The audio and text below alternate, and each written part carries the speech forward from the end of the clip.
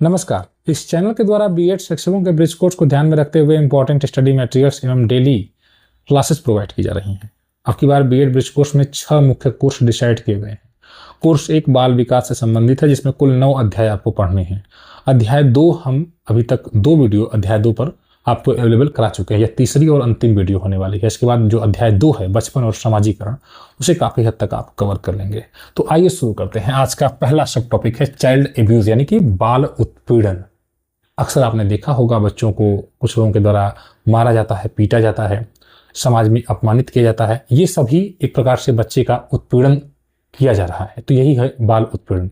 एक प्रकार से बच्चे का सामाजिक रूप से, मानसिक रूप से या शारीरिक रूप से उसके स्वास्थ्य को अगर नुकसान पहुंचाया जा रहा है, तो यही बाल उत्पीड़न होता है। सामान्य शब्दों में आप इसको कह सकते हैं। यह कहीं भी हो सकता है, घर में हो सकता है, परिवार के सदस्यों के द्वारा हो सकता है, बड़ा भाई छोटे भाई के साथ कर सकता है, माता पिता के द्वारा भी हो सकता है, समाज में जिस बच्चा जिस माहौल में, जहां पर भी, जिस पड़ोस में, आस पड़ोस में खेल रहा है, वहां पर अन्य लोगों के साथ उस बच्चे के साथ उत्पीड़न किया जा सकता है। या फिर यह विद्यालय में भी हो सकता है, दोस्तों में हो सकता है, कभी कभी अध्यापक के द्वारा भी देखने को मिल सकता है। हालांकि सरकार ने स्ट्रिक्ट रूल लगाए हैं, लेकिन कुछ अध्यापकों के द्वारा आपने देखा है बच्चों को कठोर दंड भी दिया जाता है, जो एक प्रकार से बाल उत्पीड़न है।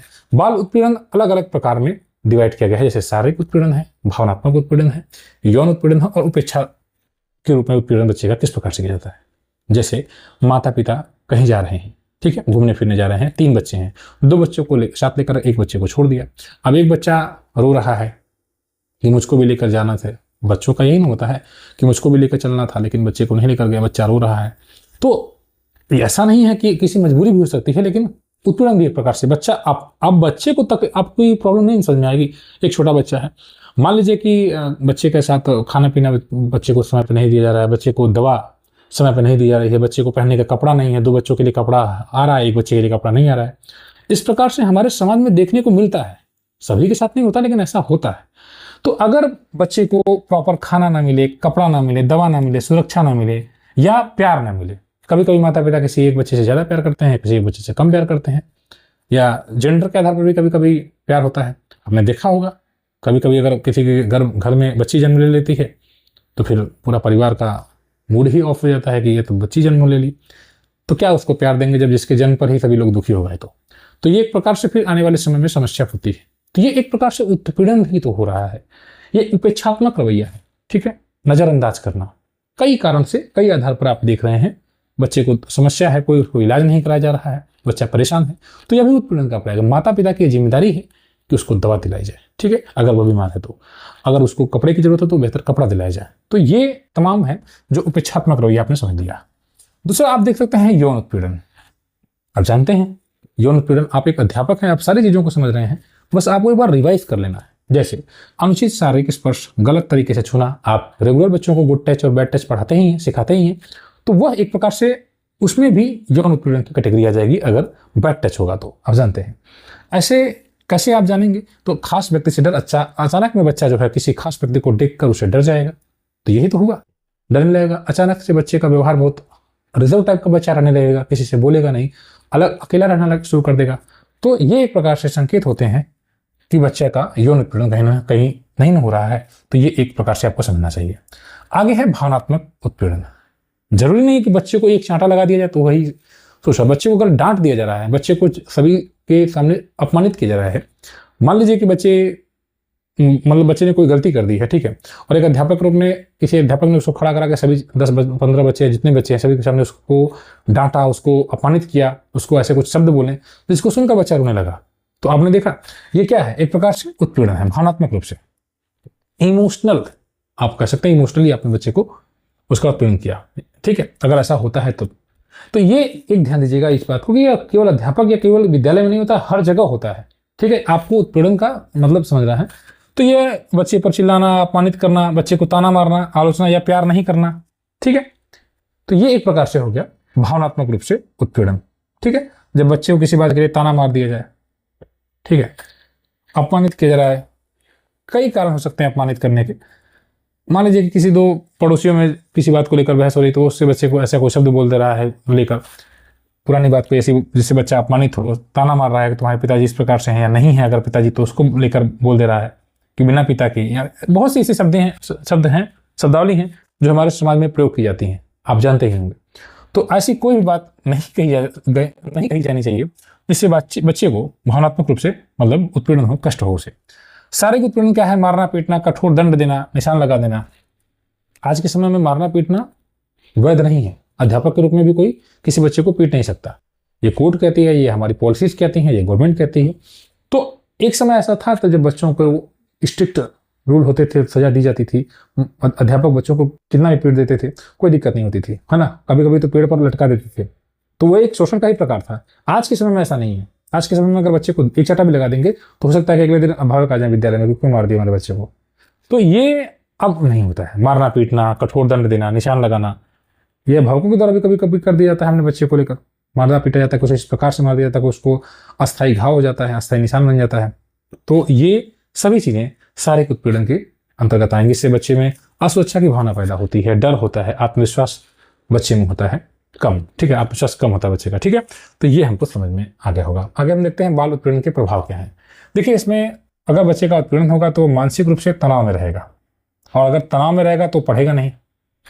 अगर बच्चे को पीट दिया जाए और फिर कहा जाए कि तुम चलो पढ़ो, तो पढ़ेगा नहीं? पढ़ेगा। तो एक दूसरे से संबंधित है। बच्चे का अगर उत्पीड़न हो रहा है तो उसकी मानसिक तनाव, उसको चिंता होगी, घबराहट होगी, डर होगा उसके अंदर। और फिर डर होगा, जैसे मान लीजिए कभी कभी एक अध्यापक ही है, मान लीजिए किसी बच्चे को डांट देते हैं, तो अगले दिन वह बच्चा बहुत ज्यादा डांट दिया अगर किसी बात को लेकर, तो फिर वो बच्चा अगले दिन उनका सामना करने से डरता है कि फिर वो जब आते हैं तो बच्चा घबराने लगता है, रोने लगता है कि वो सर जी की घंटी आ गई फिर से।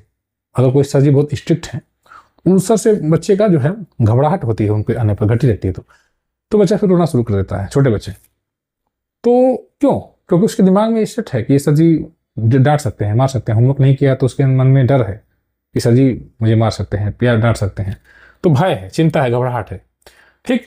तो इससे बच्चा असुरक्षित महसूस करेगा, भय महसूस होगी, स्कूल नहीं आना चाहेगा। अगर एक स्कूल की बात की जाए तो ठीक है, हम स्कूल के परिवेश में कर रहे हैं क्योंकि हमें स्कूल पर ही फोकस करते हुए चलना है। व्यवहार संबंधित समस्या होगी, बच्चा चिड़चिड़ा होगा, आक्रामक हो जाएगा, और बच्चे के संबंधों में कमजोरी हो जाएगी। संबंध मतलब जिससे भी बातचीत करता है वो अपने दोस्तों से खोलकर बातचीत नहीं कर पाएगा, अपने अध्यापक से, अपने परिवार से। जब वो घबराया रहेगा, डरा रहेगा, सहमा रहेगा, चिड़चिड़ा रहेगा, तो किसी से भी खुलकर बातचीत नहीं कर पाएगा, अपनी बातों को रख नहीं पाएगा। शिक्षक की भूमिका यह है कि वह बच्चे में होने वाले अचानक बदलाव को पहचाने। क्या है शिक्षक की भूमिका? पहला तो यह है कि बदलाव को पहचाने। अगर बच्चे के व्यवहार में अचानक में परिवर्तन आ रहा है तो अध्यापक की एक कर्तव्य हो जाएगा कि वह पहले यह देखे कि कहीं बच्चे का किसी प्रकार से शोषण तो नहीं हो रहा है। तो ये एक महत्वपूर्ण चीज है। दूसरा यह है कि संवेदनशील संवाद। आपने देखा होगा कि कुछ बच्चे अध्यापकों से इस प्रकार से लगे रहते हैं, लगाव उनका हो जाता है कि लगता ही नहीं है शिक्षक है। मतलब एक प्रकार से ऐसा बिहेवियर अध्यापक का होता है ना। और दूसरी कुछ ऐसे भी बच्चे होते हैं जो अध्यापक के सामने बोल नहीं पाते, शब्द नहीं बोल पाते, इतना डर रहता है। आपको अध्यापक के रूप में ऐसा अध्यापक बनना है कि बच्चे से आपका संवेदनशील हो, बच्चा आपके प्रति सहज महसूस करे, आप भी बच्चे के प्रति, आप तो फिलहाल जैसे चाहे उसको रख सकते हैं, लेकिन बच्चा आपके प्रति सहज महसूस करे, अपनी बात आपसे कह सके, डरे ना। तो संवेदनशील किसी भी बात को लेकर। स्कूल की चाइल्ड प्रोटेक्शन पॉलिसी, हर विद्यालय का अपना रूल है, बच्चे को लेकर कुछ नियम है, कानून है, विद्यालय है तो उसका पालन होना चाहिए। और अगर अध्यापक को लगे कि कोई बच्चे का शोषण या किसी प्रकार से हो रहा है, उत्पीड़न हो रहा है, तो सही व्यक्ति को सूचना देनी चाहिए। वो ग्राम उसके माता पिता को देनी चाहिए, प्रधानाध्यापक को देनी चाहिए, या ऐसी संस्थाएं जो बच्चों पर काम करती हैं उन्हें सूचित करना चाहिए। आगे है गरीबी और बचपन। अब देखिए, गरीबी का मतलब सिर्फ आर्थिक समस्या नहीं है कि हाँ पैसा नहीं है तो मान लेंगे गरीबी है। गरीबी का प्रभाव यह है कि बच्चा शारीरिक रूप से कमजोर हो जाता है। हम बचपन और सामाजिकरण को पढ़ रहे हैं। अब आप ध्यान इस बात को समझिए कि अगर जिस बच्चे के माता पिता बहुत गरीब हैं, उसका सामाजिकरण या सामाजिक विकास किस प्रकार से होगा? जब उसको खाने को ठीक से नहीं मिल रहा है तो उसका शरीर पहले ही कमजोर हो जाएगा, तो शारीरिक शोषण भी हो रहा है। भावनात्मक रूप से भी उसको मतलब उतना प्यार करने वाला, दुलार करने वाला नहीं रहेगा कोई, है ना। माता पिता अपने व्यस्त हैं, गरीबी से परेशान है, ठीक है। तो वो उस बच्चे को जो एक इमोशनल टच मिलना चाहिए, प्रेम मिलना चाहिए, दुलार मिलना चाहिए, प्यार मिलना चाहिए, वो सारी चीजें नहीं मिलेंगी। सामाजिक रूप से और शैक्षिक रूप से जो उसका विकास है, उन सभी को प्रभावित करता है गरीबी। अब अगर गरीब है बच्चा तो विद्यालय में नहीं जा पाएगा। हो सकता है कि उसको गरीबी इस स्तर की हो कि उसे कुछ काम करना पड़ता हो, अपने माता पिता का हाथ पकड़ना पड़ता हो, मजदूरी करनी पड़ती हो, उसके पिताजी खेत में काम कर रहे हैं, उनका हाथ पकड़ना पड़ रहा है। तो बच्चा विकास कैसे करेगा? विद्यालय कैसे आ पाएगा? जब नहीं आ पाएगा तो उसका जो शैक्षिक विकास है, उसको पढ़ना चाहिए, पढ़ नहीं पाएगा। समाज में अपने जैसे दोस्तों के साथ बातचीत करना चाहिए। जब समाज में घूमेगा, सामाजिकता के नियम सीखेगा। जब वह गरीब रहेगा, समस्या रहेगी, तो फिर वह इन सभी चीजों में इन्वॉल्व नहीं हो पाएगा। तो कहीं ना कहीं ये सभी विकास के जो प्रकार हैं वे सभी प्रभावित हो जाते हैं। उसके बचपन पर क्या प्रभाव पड़ेगा? पहला प्रभाव तो ये पड़ेगा, ठीक है, खाने को ठीक से अगर नहीं मिलेगा बच्चे को तो जाहिर सी बात है कुपोषण होगा। और गरीबी यही तो है, गरीबी का मतलब यही ना है एक प्रकार से आप देखें तो, कि माता पिता हो सकता है कि इस प्रकार से न कमा पाते हो, उसकी अर्निंग ना हो कि उस बच्चे को प्रॉपर भोजन दिला पाए। हमारी सरकारों के द्वारा यही प्रयास होता है कि एमडीएम के माध्यम से कम एक वक्त का भोजन बच्चों को विद्यालय में मिल जाए, गुणवत्तापूर्ण भोजन मिल जाए। तो प्रयास यही है कि बच्चे कुपोषित न हो। लेकिन यह भी संभव नहीं है कि सभी बच्चे विद्यालय में आए, विद्यालय में बच्चे नहीं भी आ पाते हैं, और उसका रीज़न यही होता है कि बच्चे फिर बाद में अगर आर्थिक स्थिति कमज़ोर है तो फिर कुपोषण के शिकार हो जाते हैं बचपन में ही, ठीक है। असुरक्षित रहना, यानी कि जब गरीबी है तो कोई उनको सुरक्षा देने वाला नहीं है। उनका घर कुछ इस प्रकार का है कि उसमें कभी भी आग लग सकती है, कभी भी गिर सकता है, मिट्टी का घर है, नीचे भी शौचालय नहीं है, बच्चा खुले मैदान में जाता है। बरसात में भी अब सोचिए, बरसात है, ठंडी का मौसम है, गर्मी का मौसम है, किसी समय वो जाएगा खुले में शौचालय पे। तो अब सरकार के द्वारा इन सारी चीज़ों को देखते हुए प्रयास किया जा रहा है, लेकिन जो पात्र है, और क्या आपको लगता है कि 100% सभी गरीबी दूर हो गई? नहीं हो पाई। तो ये सरकार अपना प्रयास कर रही है, लेकिन समस्याएं तो है ना। असुरक्षित है कि नहीं, बच्चा खुले में जा रहा है, बच्चे का घर कमजोर है, मिट्टी का घर है, सांप है, बरसात में खतरे हैं, तमाम संसाधनों की कमी है। जब वो गरीब रहेगा उसको प्रॉपर वो सभी चीज़ें नहीं मिल पाएंगी जो उसके विकास में सहायक हो सकें। चीज़ों के लिए वो स्कूल आ रहा है, कापी किताबें नहीं है ना। आपने देखा होगा, आप बहुत से बच्चों को देखते होंगे जब विद्यालय आते हैं तो उनके पास कापी नहीं रहती है, पेंसिल नहीं रहती है, बैग नहीं रहता है, बस विद्यालय आ जाते हैं, ठीक है। तो संसाधनों की भी कमी रहती है उनके पास, बेहतर चीज़ें नहीं हो पाती हैं। सरकार का प्रयास यही रहता है कि उन्हें हम बुक दें। अभी वो वर्क बुक वगैरह भी अलॉट कर दी गई है, वर्क बुक दिया जाता है। तो ये सारी चीज़ों को सरकार अपने स्तर पर, चूंकि सरकार का दायित्व है कि इस चीज़ का सॉल्यूशन करे, तो सरकार का प्रयास ही रहता है। बच्चों की स्कूल में अनियमितता रहती है। जब गरीबी रहेगा तो काम करेंगे, बच्चा कोई समस्या माता पिता को है उसको लेकर बच्चा उनके साथ हाथ बटाएगा, तो फिर वो विद्यालय कैसे आ पाएगा? स्कूल में अनियमितता रहेगी, ठीक है। स्कूल में कभी आएगा कभी नहीं आएगा, ठीक। बाल श्रम का खतरा है। ये भी हो सकता है कि बच्चा गरीबी के कारण कोई मजदूरी करे, कहीं चाय की दुकान पर चला जाए, कहीं रेलवे स्टेशन में जाकर जूता पॉलिश करने बैठ जाए, तो कभी आए कभी ना आए। तो बच्चा मजदूरी भी कर सकता है अगर पैसे की दिक्कत है तो। आगे है सीखने की कमजोरियां। बात है, जब बच्चा पढ़ेगा, जब बच्चा प्रॉपर भोजन नहीं कर पाएगा, बच्चा गरीब है, तो उसका शारीरिक रूप से या मानसिक जो विकास है वो प्रभावित होगा, और मानसिक विकास प्रभावित होगा तो बच्चा सीखने में भी समय लगाएगा, सीखने में भी बच्चा कमजोर हो जाएगा, क्योंकि वह कुपोषित है। और जब पेट में दाना नहीं रहेगा तो बच्चा कैसे फिर सीख पाएगा? अधिगम की प्रक्रिया सुस्त हो जाएगी, स्लो हो जाएगी। तो गरीब और अमीर में जो समाजीकरण हो रहा है, क्या अंतर है? गरीब बच्चे का जो समाजीकरण होगा वह सर्वाइवल बेस्ड होगा, यानी उसका समाजीकरण बस इस स्तर तक है, वह इस प्रकार का कार्य करेगा, वह अपने आप को किसी प्रकार से जीवित रख सके, ठीक है। दूसरा यह है कि वह स्ट्रगल करेगा, संघर्ष करेगा। जो गरीब का बच्चा होगा, गरीबी में जो जी रहा है, वह संघर्ष करेगा अपने आप को बचाने के लिए। खेल के मौके कम मिलेंगे बच्चे के समग्र विकास के लिए। अभी आपने देखा कि आपने टॉपिक भी है खेल। ये एक महत्वपूर्ण टॉपिक इसलिए कि बच्चा खेलेगा तो आगे बढ़ेगा। शिक्षा के साथ साथ खेल भी जरूरी है। तो जब बच्चा गरीबी में जी रहा है तो उसको खेल बहुत ज़्यादा मौका नहीं मिलेगा, शिक्षा के भी मौके बहुत कम हो जाएंगे। आर्थिक मदद बच्चे की, मतलब बच्चा परिवार की आर्थिक मदद करने का प्रयास करेगा। जैसा कि हमने अभी ये चर्चा की थी कि जब उसके सामने फाइनेंशियली बहुत प्रॉब्लम है तो बच्चा ऐसा कोई काम करेगा जिससे उसके परिवार की मदद हो। वह विद्यालय जाएगा, नहीं जाएगा, हो सकता है विद्यालय न जाएगा, किसी जगह कहीं काम करने चला जाए, मजदूरी करने लगे और अपने माता पिता की हाथ बटाए। कुछ कम कमा रहे हैं तो ये भी बेचारा कुछ पैसा कमा कर मदद करेगा। तो आर्थिक मदद करता है बच्चा परिवार की। वहीं अमीर के बच्चे को बेहतर स्कूल मिलेगा, प्रॉपर स्कूल में जाएगा, वो खेल, कला, अन्य क्षेत्रों में जिस भी फील्ड में वह जाएगा उसको चारों ओर अपॉर्चुनिटीज हैं। परिवार उसको इतना सक्षम है कि वह जिस भी फील्ड में जाना चाहेगा उसको अवेलेबल कराएगा, चीज़ें अवेलेबल होंगी। डिजिटल संसाधन मिलेंगे। गरीब का अमीर का बच्चा है, एआई का यूज़ करेगा, डिजिटल प्लेटफॉर्म्स हैं, यूट्यूब है, सोशल मीडिया है और कंप्यूटर है। इन तमाम चीज़ों के माध्यम से वह दुनिया से कनेक्ट होगा, चीज़ों को सीखेगा, जानेगा। अब बच्चे को शांत वातावरण मिलेगा है, उसका स्टडी रूम अलग से बना दिया गया। क्या गरीब के घर में स्टडी रूम अलग से मिलेगा? नहीं मिलेगा। तो ये तमाम आपको जो है अंतर दोनों ही परिस्थितियों में दिखाई दे रहे हैं कि अगर गरीबी है तब क्या होगा, और अमीरी है तब क्या होगा। शिक्षक की भूमिका क्या है? शिक्षक की भूमिका यह है कि समावेशी कक्षा वातावरण बनाया जाए। यानी अगर अध्यापक को लगता है कि कोई बच्चा गरीब है और एक बच्चा अमीर है, तो अध्यापक के लिए प्रयास यह होना चाहिए कि जो गरीब है वह, जिसके सामने प्रॉब्लम्स है, बुक्स नहीं है, तो अगर उसके पास बुक्स नहीं है तो अध्यापक को कोई ऐसा उपाय लगाना चाहिए कि वह बच्चा भी समझ सके। अगर आप सोचिए एक अध्यापक के रूप में आप पढ़ा रहे हैं और अगर एक बच्चे के पास पेंसिल नहीं है, हो सकता है कि उसके सामने प्रॉब्लम हो, कॉपी ही नहीं है, तो आप सोचिए कि क्या हम करें, कैसा उपाय करें कि उस बच्चे को भी लिखने का मतलब कोई तरीका अपनाएं। अब आप स्वयं सोचें।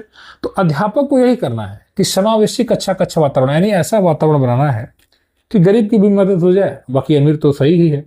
तो दोनों ही परिस्थितियों में समान मौके दोनों ही बच्चों को मिलने चाहिए, यह उद्देश्य होना चाहिए शिक्षक का। समावेशी कक्षा का निर्माण करना चाहिए। ठीक है, कि अगर बच्चा कोई चीज अगर नहीं है उसके पास, तो अध्यापक किसी प्रकार से उसको अवेलेबल कराए, या मतलब ऐसा कोई तरीका बनाने वाली किताब नहीं है तो टीएलएम का यूज करे। ठीक, जैसे यहाँ पर एक टीएलएम का प्रयोग करे, चित्र है, चार्ट है, कार्ड है, बिना किताबों के अधिगम करा दे।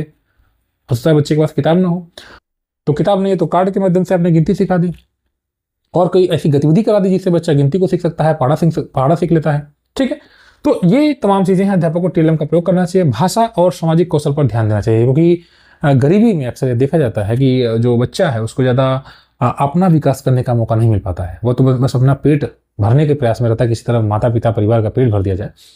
तो अध्यापक के लिए यह आवश्यक है कि वह भाषा का विकास करे, प्रयास करे। अब जब वो थोड़ा सा फाइनेंशियली वीक है बच्चा, तो फिर वो जब विद्यालय में आएगा तो वह अन्य बच्चों की तुलना में थोड़ा सही रहेगा, बोलेगा कम।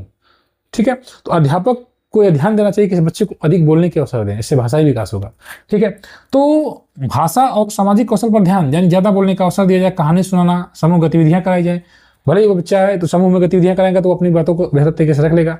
बातचीत कराया जाए, इससे बच्चे के भाषा का विकास होगा, ज्यादा बोलने का अवसर होगा। तो आर्थिक रूप से कमजोर छात्रों का समर्थन किया जाए। ठीक है, अगर अध्यापक को लग रहा है कि बच्चा आर्थिक रूप से कमजोर है तो उसको समर्थन किया जाना चाहिए, चाहे वो कई फाइनेंशियली या फिर जो सरकार के द्वारा समर्थन दिया जाता है, सपोर्ट किया जाता है, वह उस बच्चे तक पहुंचे, ये प्रयास अध्यापक का होना चाहिए। अगर सरकार ने बुक्स अवेलेबल कराई हैं तो जो सबसे गरीब बच्चा है, प्रयास यह होना चाहिए कि पहले उसे किताब जरूर मिल जाए। ठीक है, और सिर्फ किताब की बात नहीं हो रही, जो भी सपोर्ट सरकार के द्वारा किया जाता है वो सभी चीज़ों पर उस गरीब बच्चे को पहले अधिकार मिलना चाहिए। यह अध्यापक की भूमिका हो जाती है, आवश्यक हो जाता है।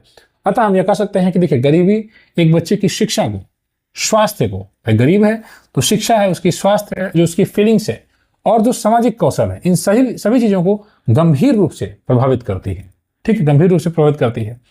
और शिक्षक, समुदाय और सरकार मिलकर ऐसे बच्चों को अवसर और अगर समर्थन प्रदान करें तो उन बच्चों का बचपन सुरक्षित और उज्जवल बन सकता है। एक अध्यापक के रूप में एक बेहतर समाज बनाने के लिए आवश्यक है कि अगर गरीब का बच्चा है या गरीब है तो उसे भी मुख्य धारा में जोड़ा जाए, और अन्य बच्चों के साथ जहां सभी बच्चे बेहतर शिक्षा ले रहे हैं, वह गरीब का बच्चा भी समावेशी कक्षा के अंतर्गत पढ़े सीखे। यही उद्देश्य है। फिलहाल इस वीडियो में इतना ही। बाकी ब्रिज कोर्स की बेहतरीन तैयारी के लिए, डेली पीडीएफ्स के लिए आप इस चैनल को सब्सक्राइब कर सकते हैं, व्हाट्सएप को ग्रुप को ज्वाइन कर सकते हैं। धन्यवाद।